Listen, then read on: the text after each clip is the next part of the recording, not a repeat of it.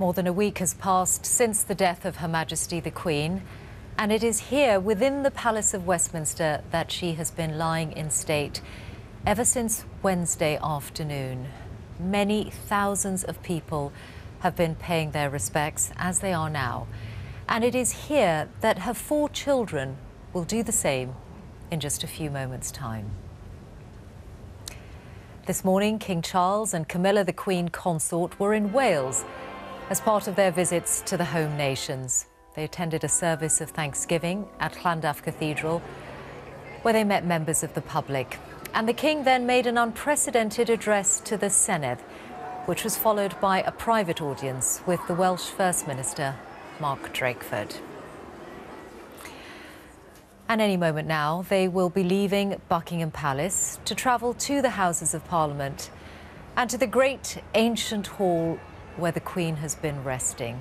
It's a beautiful evening in London, and we've seen people from all over the country patiently queuing for many hours to pay tribute to Her Majesty.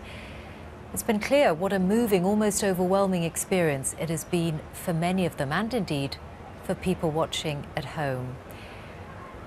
We're expecting to see all 4 of the Queen's children leaving the palace shortly and coming to Westminster Hall, where they will be part of a very special and poignant tribute. They'll be standing vigil together beside her coffin, and they will remain there in silence. Amid all the ceremony of this time, all the duties the King has been performing, not just in London, but right across the home nations, amid all of that, this will be a moment for stillness and for peaceful reflection for him and for his 3 siblings, the Princess Royal, the Duke of York, the Earl of Wessex, who are mourning a queen, but more than anything else, their mother, who they lost only 8 days ago.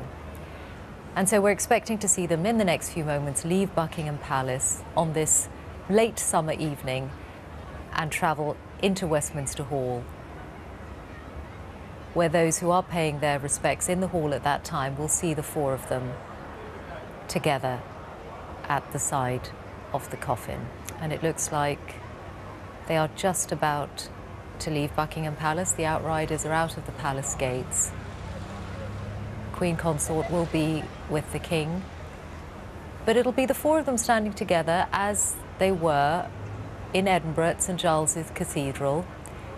But in the setting of Westminster Hall, it is of course the most historic, the most ancient part of the Palace of Westminster, a place with immense resonance in the history of our national story, the history of our monarchy,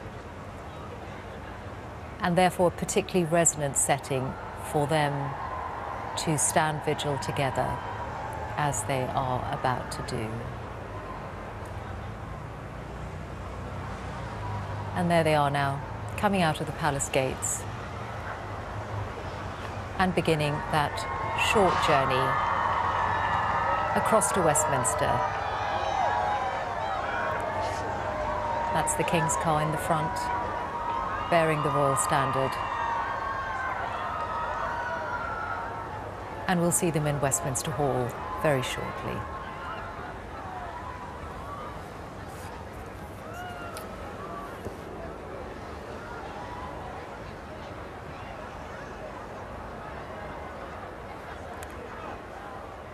And as they are on their way to Westminster Hall, it will be a special moment for the Queen's children, for whom, of course, this has been a time when their private grief has had to be alongside their public duty. They have received condolences from across the country and around the world. But as they travel to Westminster Hall tonight, it is in remembrance of their mother, their beloved mother, more than anything else. And each of them will have their own memories as they make this journey of their time with her through the decades.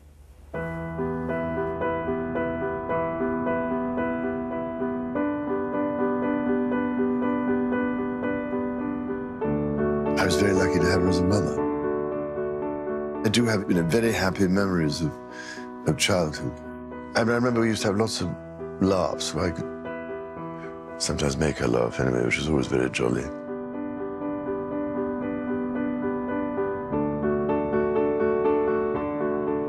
She was always the Queen because that was really important for all of us. But she was always my mother, so that is how you remember her.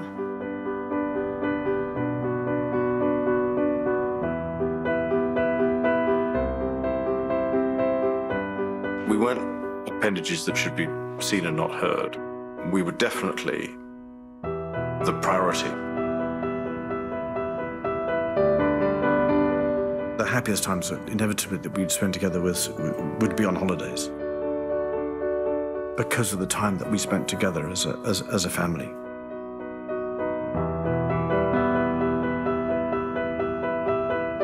I mean, she was always there, and you know, I can talk to her about this, that, or the other, and that's something that's, well, it'll be very difficult not to have, if you know what I mean. So all those memories will, I hope, keep me going.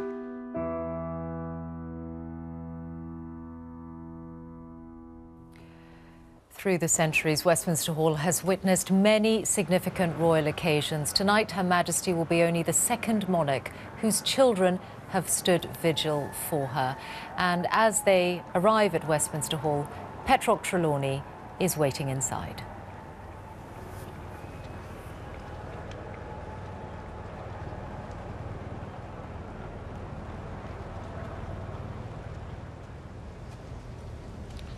The atmosphere here at Westminster Hall, calm, solemn, and perhaps in the air a sense of bittersweetness. People mourning the monarch's death, while at the same time reflecting on her long life and her 70-year reign. This great room is full of people, but it's almost silent here. Just the odd interruption, the sound of military boots ricocheting off the stone floor, the duty officer tapping commands with his stick, and the occasional cry of a child. It's been like this since 5 o'clock on Wednesday afternoon, when Black Rod, the parliamentary officer in charge of maintaining order in the Lord's Chamber and its precincts, signalled that the doors of the hall could be opened to the public, patiently queuing outside. 50 hours or so have elapsed since that moment. People at the head of what has felt at times like an infinite line have filed in past the coffin, paying their private respects to the late Queen. Some people walk by the catafalque lost in private thoughts. Some bow or curtsy. Some hold their hands in prayer or make a sign of the cross. Others turn on their heel and look back, raising their hand in an informal salute as they say their farewells. Some of the visitors here knew the Queen personally or worked for her, but most of us in this hall only knew her from a distance, as the monarch, photographed in a newspaper, seen on television, or perhaps encountered for a few precious seconds during a walkabout after the opening of a theatre or hospital or another public building. For 15 minutes this evening, the Queen's subjects will be joined by her children, the King, the Princess Royal, the Duke of York and the Earl of Wessex and Forfar, 4 siblings mourning the death of their mother. Well, the Union flag lowered atop Victoria Tower, changed for the Royal Standard. The Royal Party will mount vigil alongside the Royal Bodyguard, the Gentlemen-at-Arms and the Yeomen of the Guard, and appropriately on this day, when so much of the focus has been on Wales, 4 officers from the Welsh Guards. First royal vigil here was in 1936, the final night of the vigil for George V, when the new King, Edward VIII, decided to stand watch around the catafalque with his brothers as a tribute to their late father. The King was joined by the Dukes of Gloucester and Kent, and the then Duke of York, who later that same year became George VI. He was to lie in state here when he died in 1952, and now, 70 years later, his daughter rests in Westminster Hall. Well, this is the second time that Her Majesty's children have stood vigil. They did so on Monday evening while the coffin lay in St Giles's Cathedral in Edinburgh. in 24 hours, an estimated 33,000 people filed through to pay their respects. Much has been said this week about a moment of quiet reflection for us, the population, but also for the Queen's children, reflecting their own grief. As the Queen said in her message of condolence to the families of victims lost in the 9/11 attacks in New York, nothing that can be said can begin to take away the anguish and pain of these moments. Grief is the price we pay for love.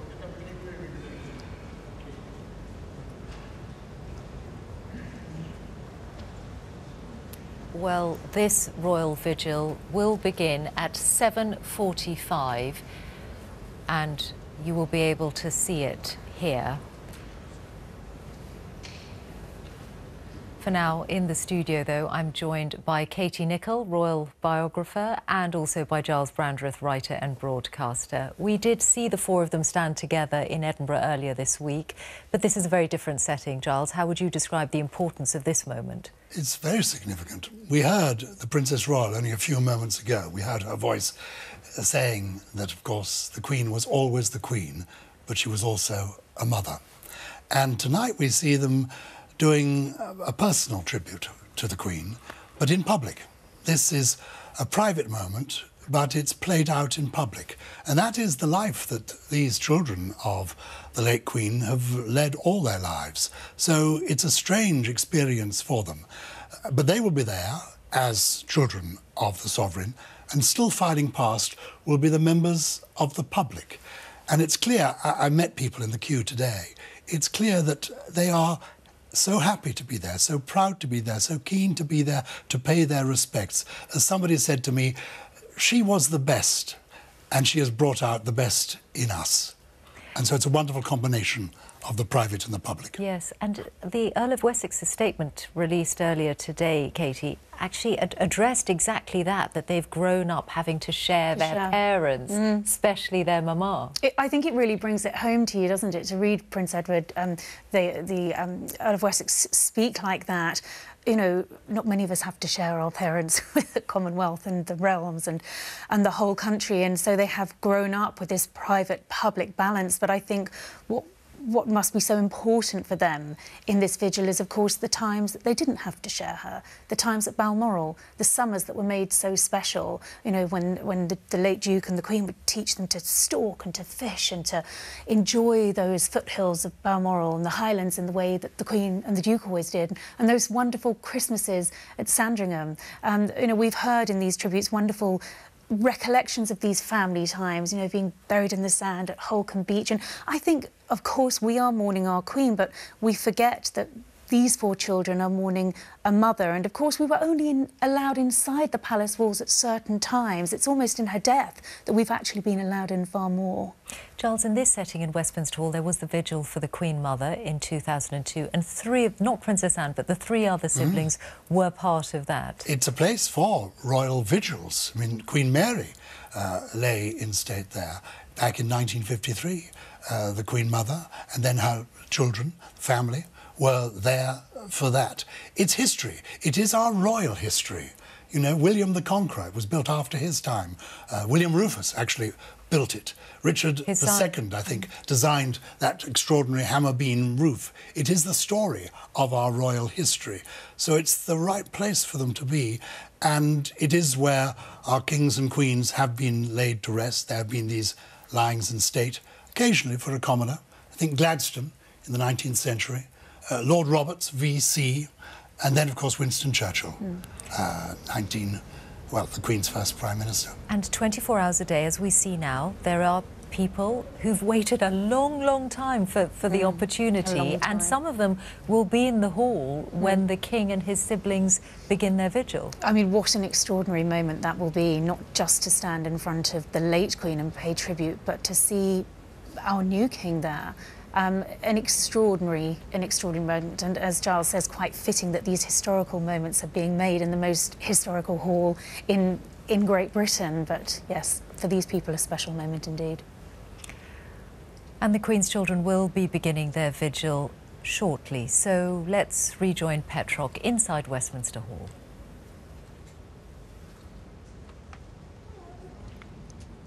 Candle burns in front of the Royal Standard. These candles that burn for 24 hours, replaced each evening when the hall is briefly shut in the small hours. And behind the candle, the imperial state crown and the orb and scepter. Many of these people filing in will have no idea that they're about to share their moment of vigil, their moment of paying respect with the Queen's children.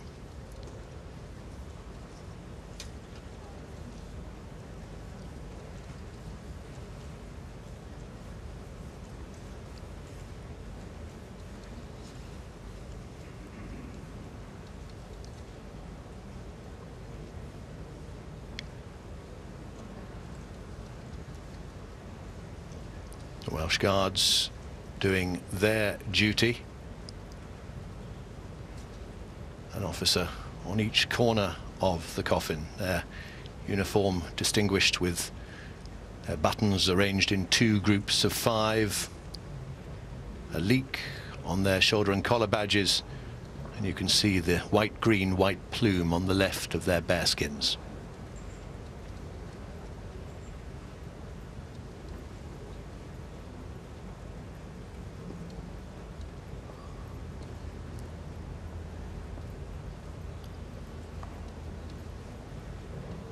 The Westminster Cross that stands at the head of the coffin.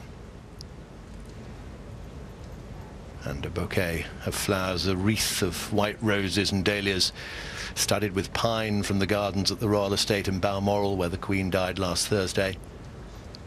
The gardens at Windsor, the Queen's main home in later years. Lavender, pittosporum and rosemary, the symbol of remembrance.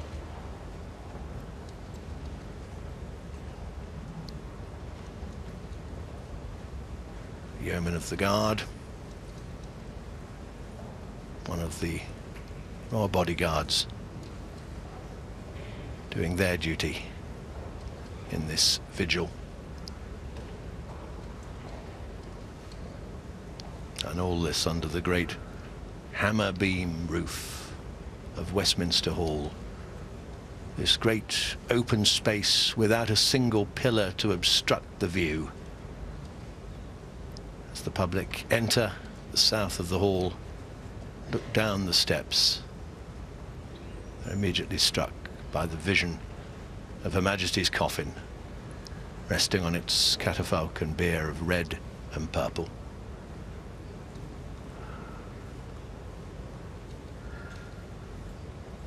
The Welsh Guards, established at the height of the First World War, that's when they were raised.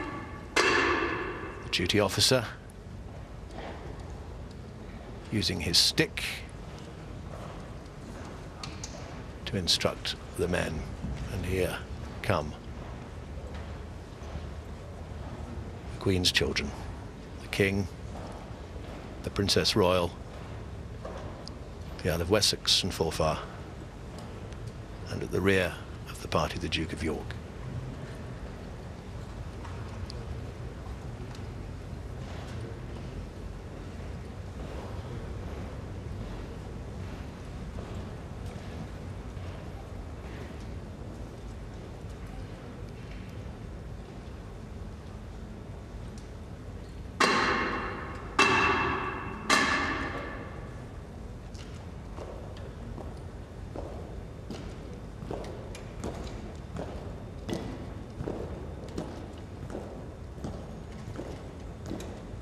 They walk forward to the catafalque. They'll take place one on each side. The Queen's children paying respect as they mark vigil to their mother here in Westminster Hall.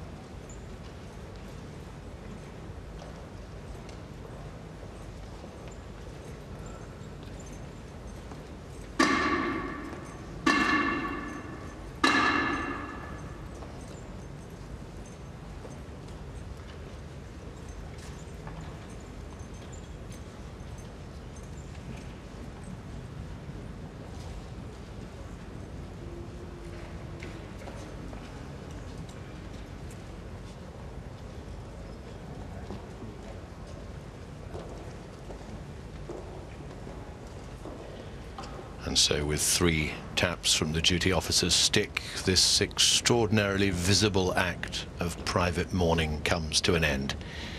The Queen's children standing vigil in front of their mother's coffin here in Westminster Hall.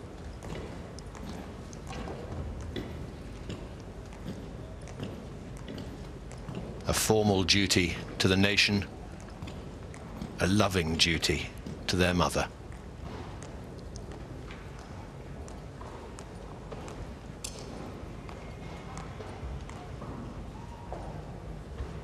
The King, the Princess Royal, the Duke of York and the Earl of Wessex, and for their faces, stoic as they stood there, with a steady stream of members of the public filing past. These people who have come from near and far to make this pilgrimage to express their sorrow at the death of the Queen. Well, tonight's vigil reflects the relationship between the monarchy and the state. 4 members of a family mourning their personal loss, surrounded by hundreds paying tribute to a loved and respected figurehead, a meeting of private and public grief. Our continuous coverage of the lying in state continues on the BBC Red Button, at the BBC website, on the BBC Parliament channel and on the iPlayer. It'll be there until Monday morning, when Her Majesty the Queen leaves Westminster Hall for a final journey to Westminster Abbey and on to Windsor Castle. Meanwhile, those at the head of this vast, slow-moving, snaking line of people continue to descend the steps into Westminster Hall. Some have carefully planned for their time in the queue. Others have joined, it seems, on an impulse. I've seen sturdy outdoor gear alongside summer shorts, school children in blazers, guides and scouts, men and women wearing the black of mourning, brightly coloured kente cloths, pale salwar kamises, suits, workwear, jeans, clerical collars. Elderly couples supporting each other as they pass the coffin. Teenagers standing in awe. Family groups spanning several generations. A mother holding a toddler, almost too big for her arms. Tens, hundreds of thousands of people, all united in their desire to pay their final respects to Her Majesty the Queen.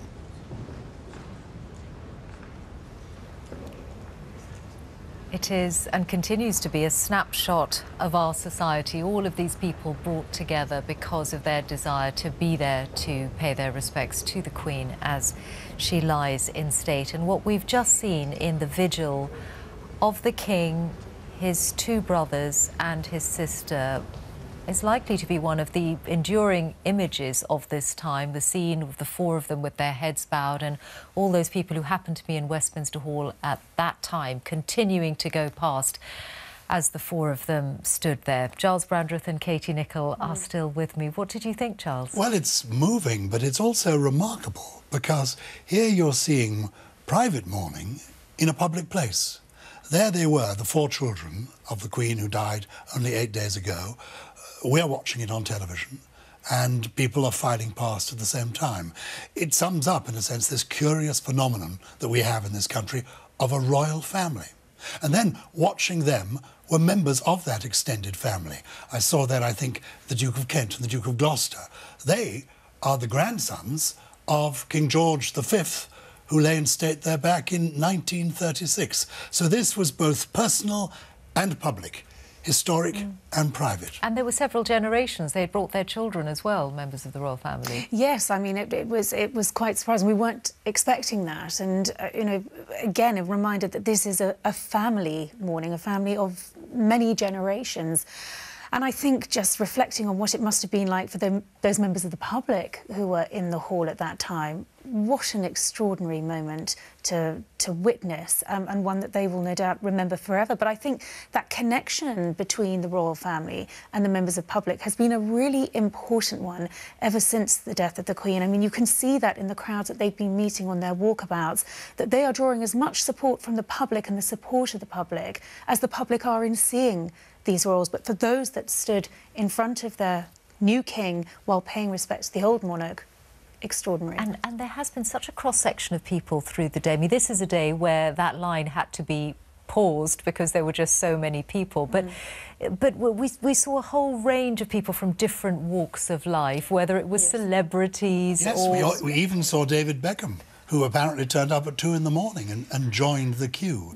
It is extraordinary, and I've been thinking about it. I mean, obviously, you know, this is part of our history.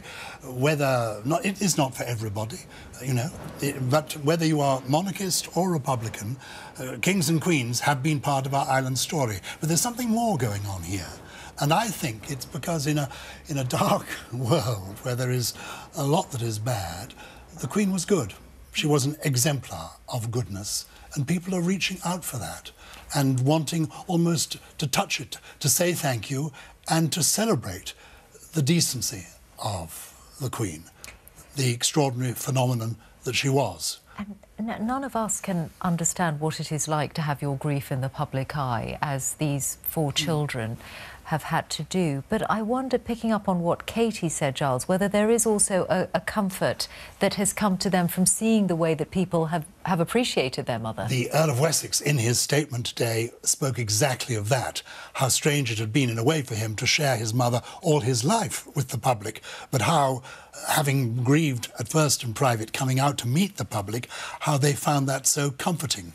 They will ultimately have a totally private moment on Monday evening in the King George VI chapel named after the Queen's father. It will just be the close members of the family alone when the Queen is ultimately laid to rest alongside her late husband, the Duke of Edinburgh. Yes, that will be entirely private. They will be buried together, and that's why you looked at the 4 of them and thought they must be thinking of their late father as well as their mother. Yeah, totally. And possibly saying a prayer. You know, it's worth remembering when you think, oh, that's so formal, are we putting them through too much? That they've been brought up to this, and the Queen valued this. She valued a uniform. She valued precision. She wanted things to be done correctly. She saw the virtue of tradition, that sometimes these things help people get through, knowing that you've got to do this. Part of your duty actually helps you live, you know, live better. It's worth remembering that when Diana died, she took her grandsons to church that morning. People thought, oh, why? But she thought, no, actually we will do what we normally do. We go to church on a Sunday morning. We keep going, and they're keeping going. And Katie, there are new traditions being made as well, or at least new instances that may become traditions, because tomorrow we'll have the Queen's grandchildren standing vigil. And don't forget, we had Princess Anne there today, the Princess Royal. I mean, that didn't happen last time. So last time in Westminster Hall. Exactly, and so that you're seeing sort of modernisation and progression all the time. And yes, we have now had it confirmed that there will be a vigil for the Queen's 8 grandchildren, something that has never happened before. And that will also be a very, very important moment for those grandchildren to be able to go and stand vigil, to pay tribute, to be a breath away from the members of public while they do that. That dichotomy between public and private that they've navigated their entire lives, particularly the new Prince of Wales, will be there, will be living it out tomorrow. It's very apparent in that moment. Katie Nicholl and Giles Brandreth, many thanks to you both.